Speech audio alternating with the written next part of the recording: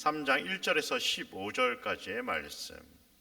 우리 15절 정도 되니까 제가 혼자 읽으면 부담되니까 한 절 한 절 교독하고 마지막 15절은 함께 읽도록 하겠습니다. 먼저 1절입니다. 제가 먼저 봉독하도록 하겠습니다.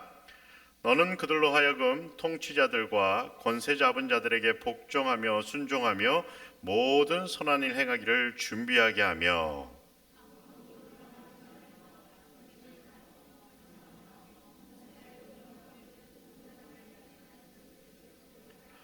우리도 전에는 어리석은 자요 순종하지 아니한 자요 속은 자요 여러 가지 정욕과 행락에 종노릇한 자요 악독과 투기를 일삼은 자요 가증스러운 자요 피차 미워한 자였으나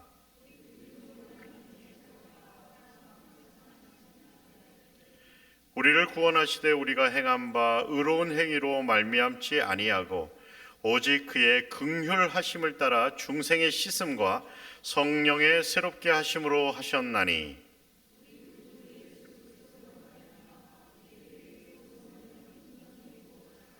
우리로 그의 은혜를 힘입어 의롭다 하심을 얻어 영생의 소망을 따라 상속자가 되게 하려 하심이라.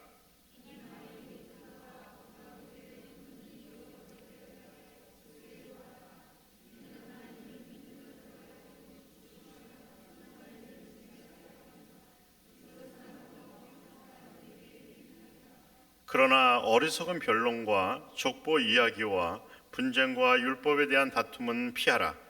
이것은 무익한 것이요 헛된 것이니라. 이러한 사람은 내가 아는 바와 같이 부패하여 스스로 정죄한 자로서 죄를 짓느니라.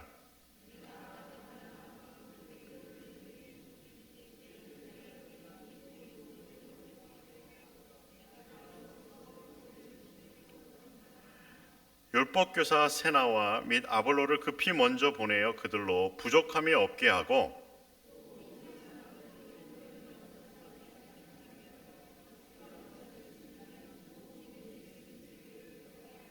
함께 읽겠습니다. 나와 함께 있는 자가 다 내게 무난하니 믿음 안에서 우리를 사랑하는 자들에게 너도 무난하라. 은혜가 너희 무리에게 있을지어다. 아멘. 할렐루야, 할렐루야. 여러분 성경을 잘 읽으십니까? 한글인데 참 이게 읽기가 쉽지가 않죠. 여러분 오늘 말씀을 집에 가서 한 여러 번 좀 읽어봤으면 좋겠습니다. 디도서는 사도 바울의 목회 서신 가운데 하나입니다. 먼저 디도서는 사도 바울이 목회자였던 디도에게 그레데 교회를 바르게 세우기 위해서 준 목회 지침서입니다. 그래서 디도서는 교회 직분자가 가져야 할 바른 리더십과 삶에 대해서 기록하고 있습니다. 이를 디도서는 크게 세 부분으로 나누고 있는데요. 먼저 1장은 성도들이 교회에서 지켜야 할 자세에 대해서, 그리고 2장은 성도들이 일상에서 따라야 할 자세에 대해서, 그리고 마지막 3장은 세상에서 성도의 자세와 의무에 대해서 기록하고 있습니다. 여기서 우리는 세상에서 성도의 자세와 의무가 무엇인지를 오늘 말씀을 통해서 잠시 묵상해 보고자 합니다. 먼저 사도 바울은 2절에 기억에 관해 이야기하고 있습니다. 여기서 기억이란 자기가 잊고 살아가는 것, 즉 하나님께서 원하시는 것이 무엇인지를 상기시켜 보아라 라는 의미를 담고 있습니다. 그렇다면 그들은 무엇을 기억해내야 하는 것이었을까요? 이에 대해서 사도 바울은 1절과 2절에 이와 같이 말씀합니다. 너는 그들로 하여금 통치자들과 권세 잡은 자들에게 복종하며 순종하며 모든 선한 일 행하기를 준비하게 하며 아무도 비방하지 말며 다투지 말며 관용하며 범사의 온유함을 모든 사람에게 나타낼 것을 기억하게 하라. 아멘. 먼저 하나님이 세우신 사람들에 대해서 복종하고 순종하라 사도 바울은 이야기합니다. 그리고 모든 선한 일을 행하기를 준비하라 라고 이야기하고 있습니다. 이를 위해서 비방과 다툼이 없어야 되고 관용함으로 온유할 것을 명하고 있죠. 이를 우리말 성경은 이와 같이 번역하였습니다. 남을 헐뜯거나 다투지 말고 모든 사람에 대해 너그러움과 진정한 온유를 나타내게 하라.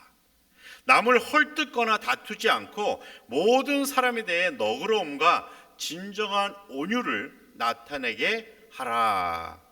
다시 말씀드려서 비방과 다툼을 없애고 너그러움과 온유를 통해서 사람들에게 선한 삶이 무엇인지를 보여주어라 라고 이야기하고 있다는 사실입니다. 그 이유가 무엇입니까? 그 이유에 대해서 3절은 너무나도 직설적으로 우리의 심장을 저격하고 있습니다. 다 함께 한번 천천히 읽어보도록 하겠습니다. 시작. 우리도 전에는 어리석은 자요 순종하지 아니한 자요 속은 자요 여러 가지 정욕과 행락에 종노릇한 자요 악독과 투기를 일삼은 자요 가증스러운 자요 피차 미워한 자였다. 우리도 전에는 어리석은 자였고 순종하지 아니하는 자였고 속은 자였고 여러 가지 정욕과 행락에 종노릇한 자였으며 악독과 투기를 일삼았고 가증스러웠고 피차 미워한 자였다. 사도 바울은 기록합니다. 이 말씀을 들으면서 어쩌면 우리의 마음이 매우 불편할지도 모르겠습니다. 왜냐하면 우리의 인생이 이렇게까지 나쁜 모습이었는지에 대해서 우리 스스로에게 의문이 들기 때문이죠. 하지만 여기서 이전이라는 표현은 우리에게 구원이라는 놀라운 복음의 소식이 들려오지 않았다면 이라는 단서가 붙은 단어입니다.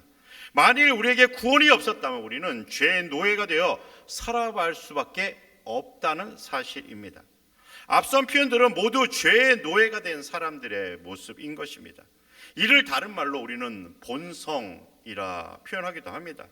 우리 안에 죄의 씨앗이 있어서 그 씨앗이 자라면 앞선 열매들이 우리에게 맺혀지게 된다는 사실이 있죠.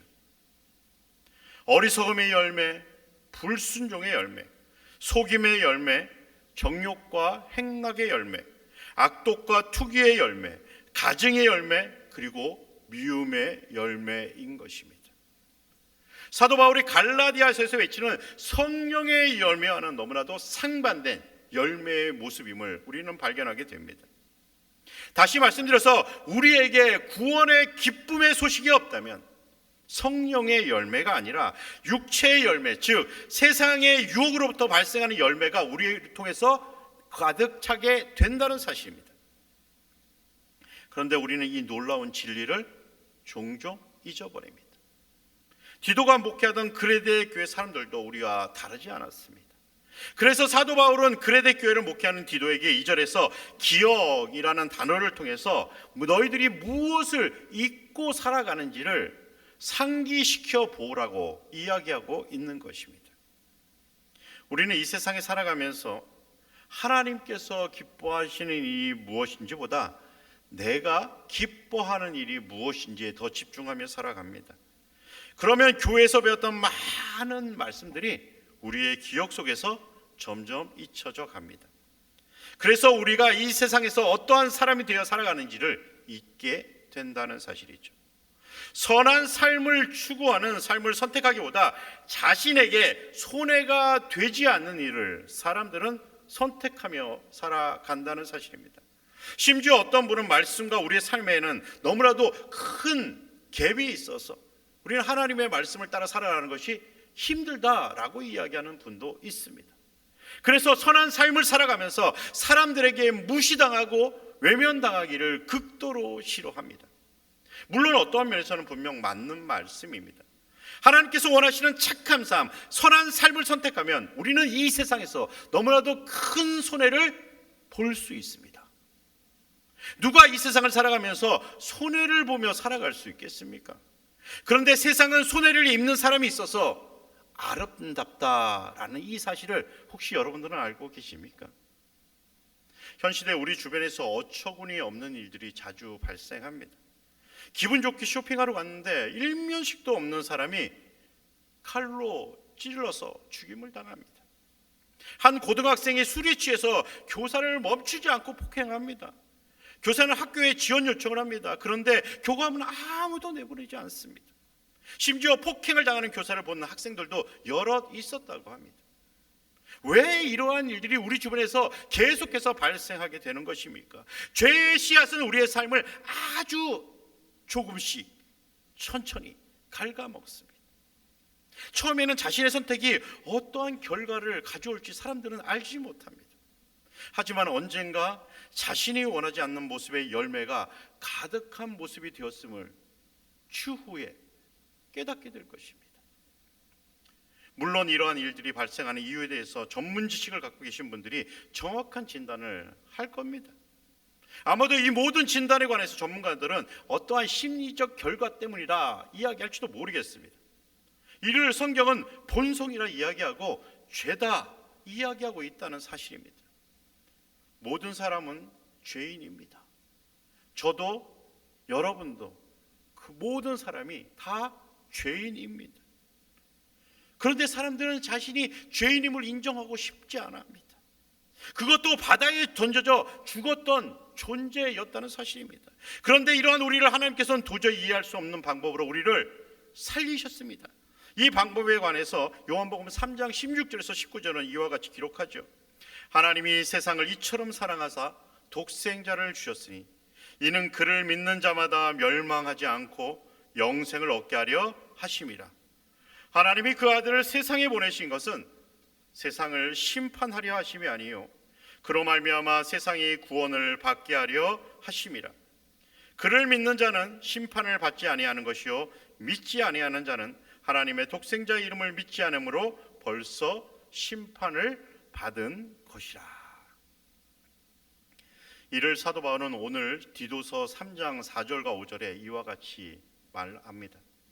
우리 구주 하나님의 자비와 사람 사랑하심이 나타낼 때에 우리를 구원하시되 우리가 행한 바 의로운 행위로 말미암지 아니하고 오직 그의 긍휼하심을 따라 중생의 씻음과 성령의 새롭게 하심으로 하셨나니.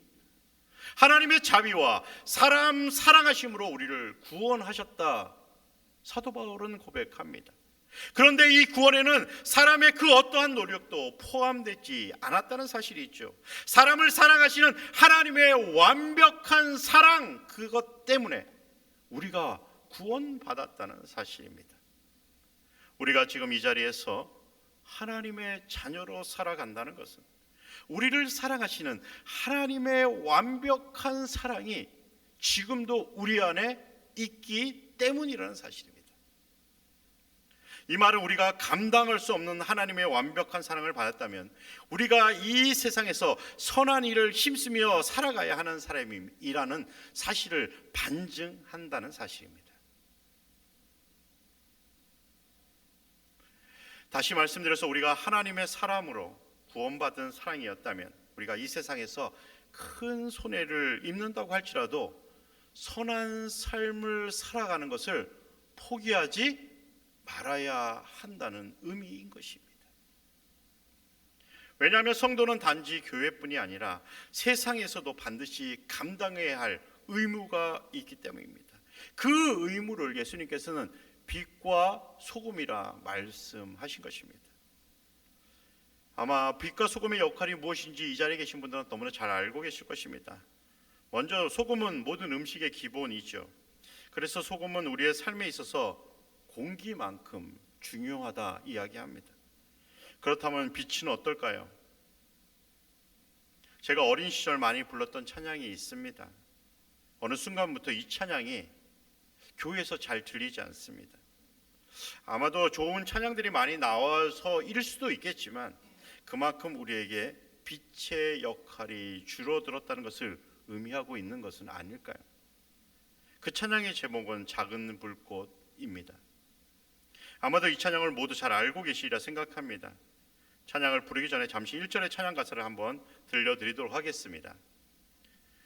작은 불꽃 하나가 큰 불을 일으키어 곧 주위 사람들 그 불에 몸 녹이듯이 주님의 사랑 이같이 한번 경험하면 그의 사랑 모두에게 전하고 싶으리. 우리는 얼마나 작은 불꽃으로 살아가고 있습니까? 작은 불꽃이 되어 살아가기 위해 노력하고 있습니까? 우리는 작은 불꽃으로 살아가고 있습니까? 옆에 분에게 한번 묻도록 하겠습니다. 여러분, 당신은 작은 불꽃입니까? 반주 좀 해주시기 바랍니다. 다시 한번 묻습니다. 당신은 작은 불꽃이 되고 싶습니까? 우리는 작은 불꽃보다 큰 불꽃이 되고 싶죠. 그래서 자그마한 손에도 입기 싫어합니다. 물건을 사러 가도 좋은 것만 먼저 집죠. 여러분, 우리가 하나님의 사람이라면 어떻게 빛을 발하며 살아가야 할까요? 오늘 이 찬양을 통해서 우리가 어떠한 사람으로서 살아가야 되는지 다시 한번 되돌아보는 시간 되기를 소망합니다.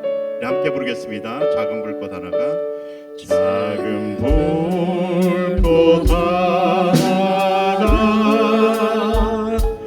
큰 불을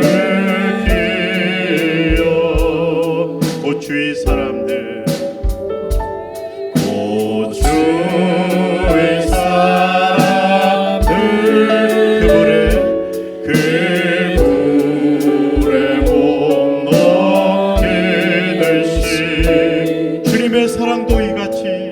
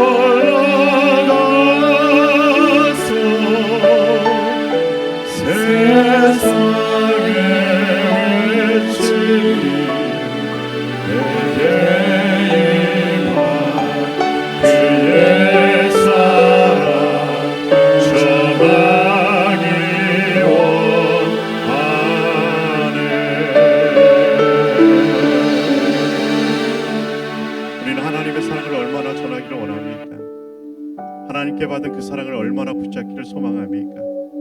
우리는 이 세상에서 어떠한 모습으로 살아가기를 원하십니까? 이 세상에는 하나님의 사랑을 품은 강력한 빛이 필요합니다. 하나님께서 우리를 구원하셔서 우리가 이 세상에서 빛으로 살아가기를 바라십니다. 하나님의 사랑을 품은 아름다운 빛으로, 하나님의 사랑을 품은 선함의 빛으로, 하나님의 사랑을 품은 행복한 빛이 되어 살아가기를 원하십니다. 바로 이 모습이 구원받은 성도들이 세상에서 반드시 감당해야 할 의무인 것입니다. 우리가 이 의무를 감당하지 않으면 이 세상은 점점 어둠으로 더욱더 가득 차갈 것입니다. 말로 표현할 수 없는 안타까운 일들이 우리 주변에서 멈추지 않고 계속해서 발생합니다. 세상은 빛을 원합니다. 사람이 감당할 수 없는 하나님의 아름다운 빛을 말입니다. 이 시간 다 함께 한번 고백해 보기를 소망합니다. 제가 먼저 한번 외치면 여러분도 함께 고백하길 소망합니다. 주님, 당신은 사랑의 빛입니다. 이 시간 우리 안에 어둠을 물러가도록 우리에게 비추어 주시옵소서.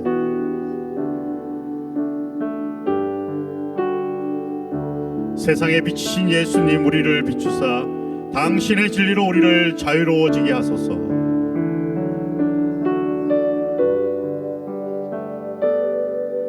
우리 위에 비추소서. 주님의 영광 온 땅 위에 부으소서. 내게 성령의 불을 넘치소서.